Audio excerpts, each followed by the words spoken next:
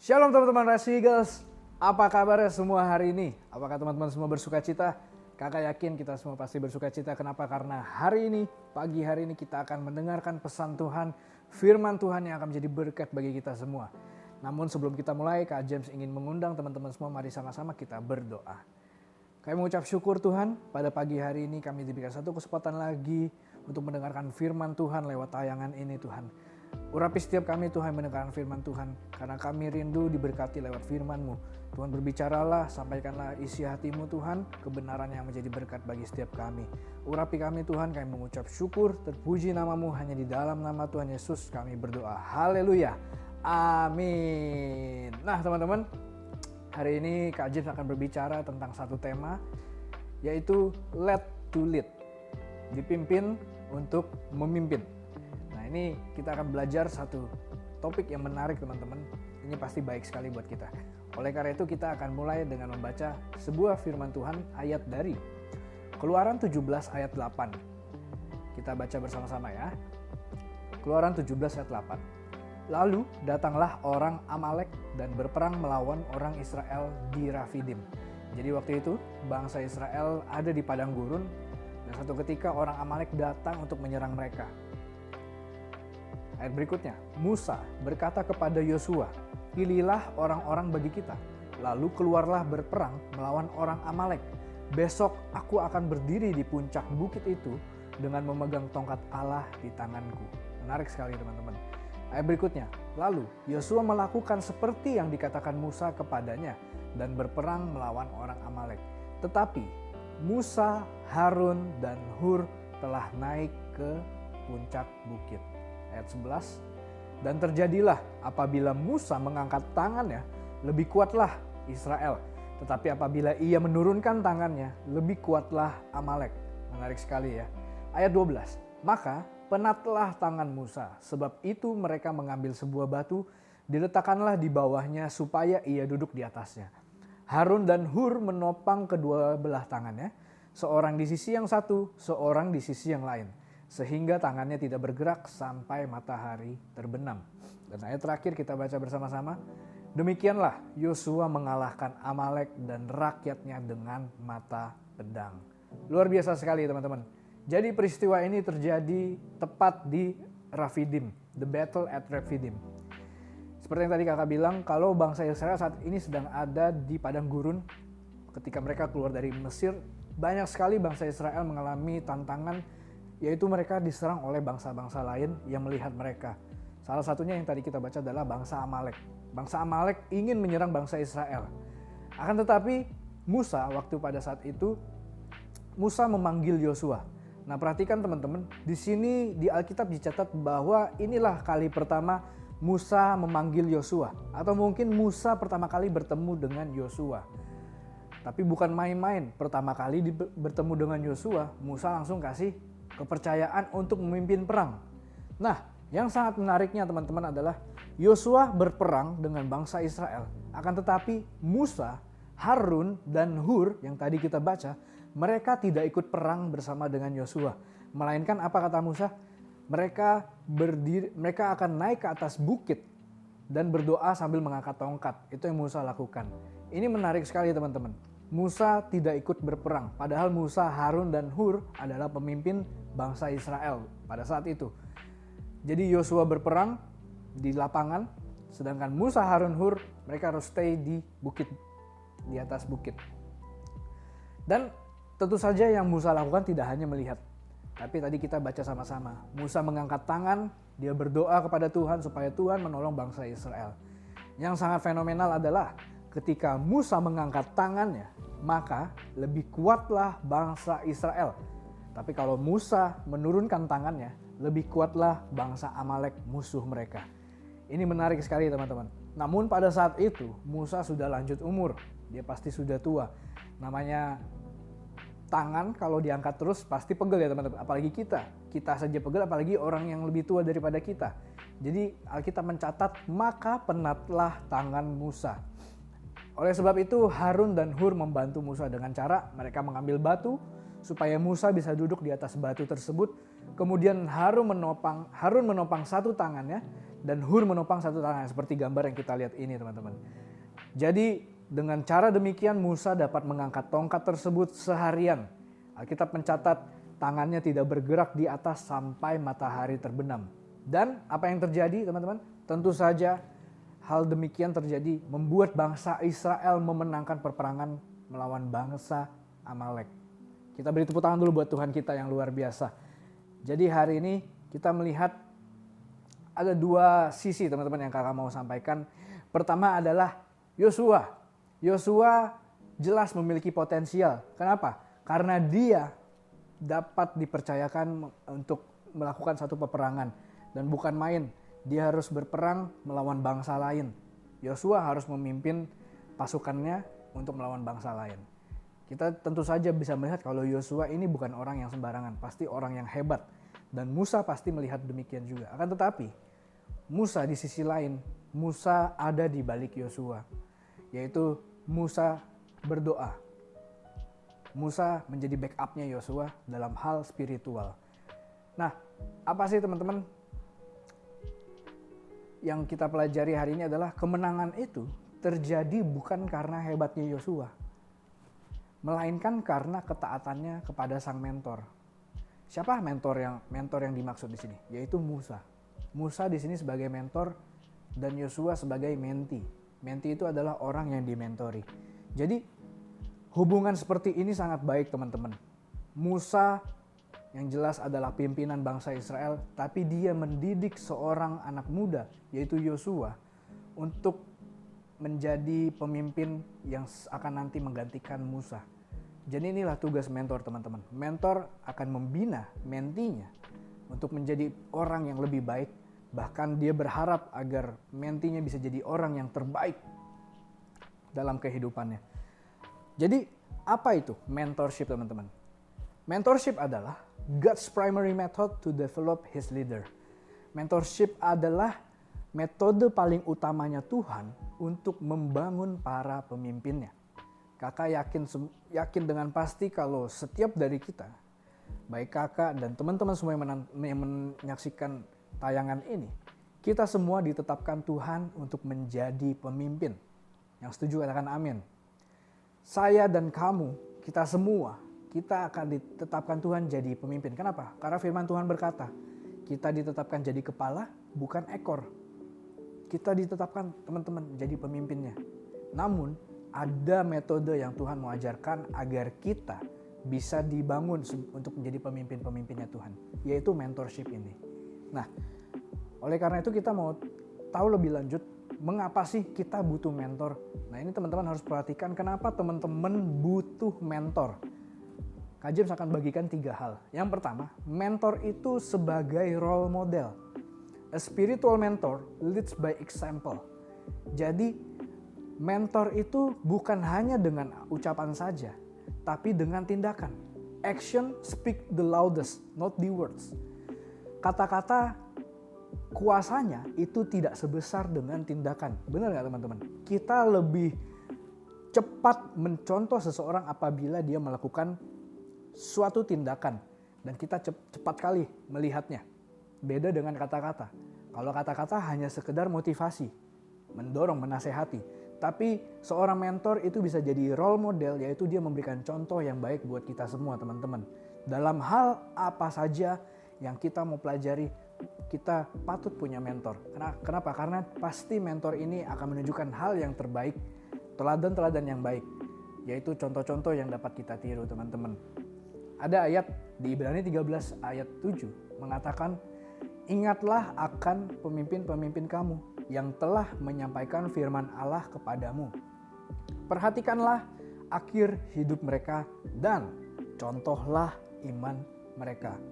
Firman Tuhan mengajarkan kita harus ingat kepada pemimpin-pemimpin kita yang sudah menyampaikan firman. Teman-teman pasti banyak melihat pemimpin-pemimpin yang menasehati teman-teman.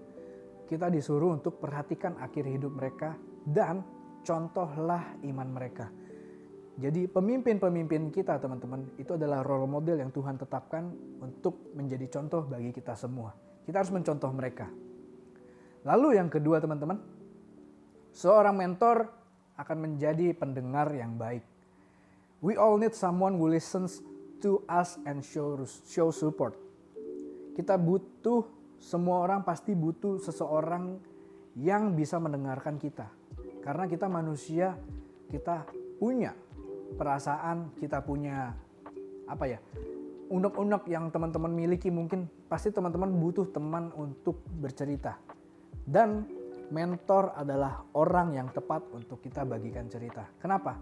Karena mentor ketika mendengarkan cerita kita, pasti mereka juga encourage kita.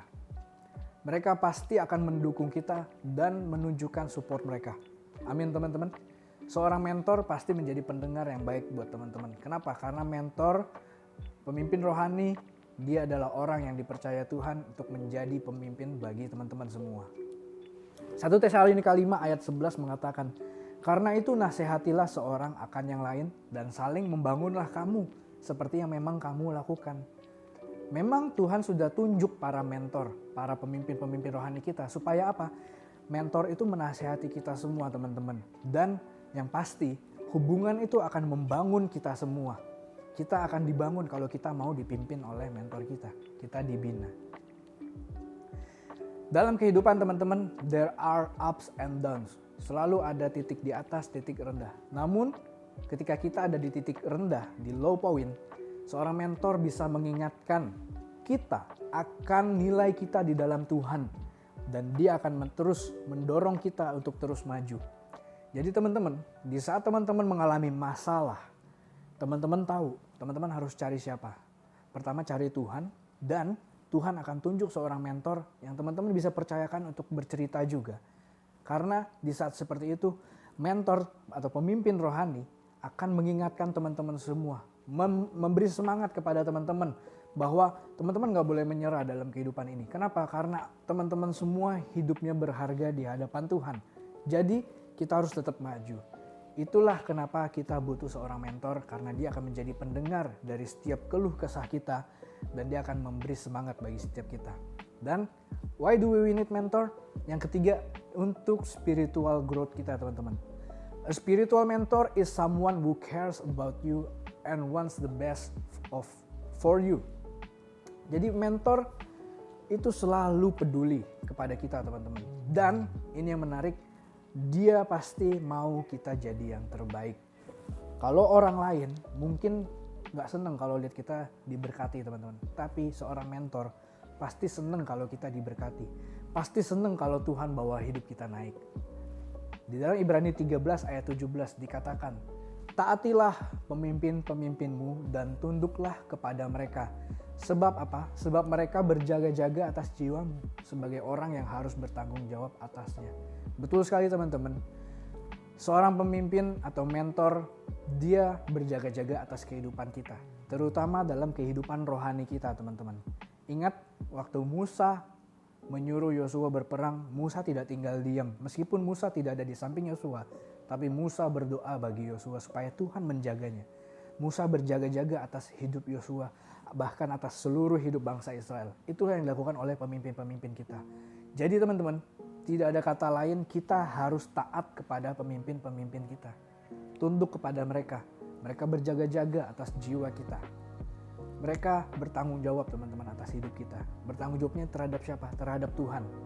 Maka itu kita patut bersyukur teman-teman. Jadi Kak James mau bilang, kita akan bertumbuh. Spiritual rohani kita akan bertumbuh selama kita taat kepada pemimpin rohani kita. Yang setuju katakan amin teman-teman. Nah, jadi kembali, mentorship adalah God's primary method to develop his leader. Ini adalah metode yang Tuhan tetapkan supaya kita menjadi pemimpin-pemimpinnya. Untuk menjadi pemimpin Tuhan, kita harus dipimpin teman-teman. Banyak sekali contoh, bukan cuma Musa dan Yosua, tapi ada banyak contoh seperti Daud dengan Yonatan, Samuel dengan Raja Daud, lalu juga Paulus kepada Timotius. Banyak sekali contoh di Alkitab yang Tuhan kasih lihat kita bahwa kita pasti butuh mentor. Satu ayat terakhir teman-teman. Di dalam 2 Timotius 2 ayat 2 dikatakan, apa yang telah engkau dengar daripadaku di depan banyak saksi, Percayakanlah itu kepada orang-orang yang dapat dipercayai, yang juga cakap mengajar orang lain. Nah, 2 Timotius ini adalah surat Paulus yang ditulis oleh Paulus kepada Timotius. Siapakah Timotius? Timotius adalah anak mentornya Paulus. Jadi Paulus waktu ia bertemu dengan Timotius, ia mengasihi Timotius dan ingin Timotius jadi muridnya, jadi pengikutnya.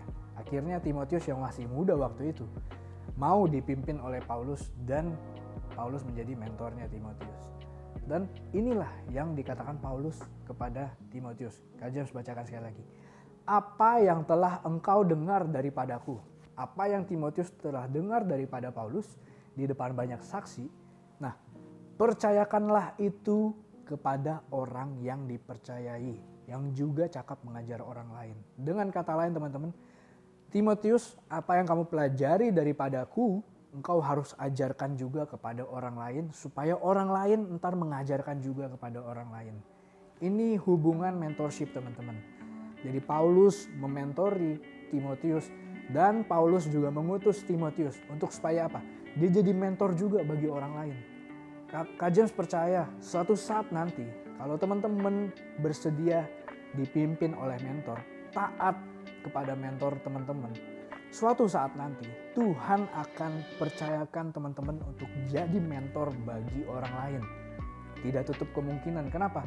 Karena dimanapun kita berada, kita akan jadi terangnya Tuhan. Kita adalah terang dan garamnya Tuhan di dunia ini. Jadi teman-teman, kalau teman-teman mau jadi pemimpin Tuhan yang baik, teman-teman harus rela dipimpin juga.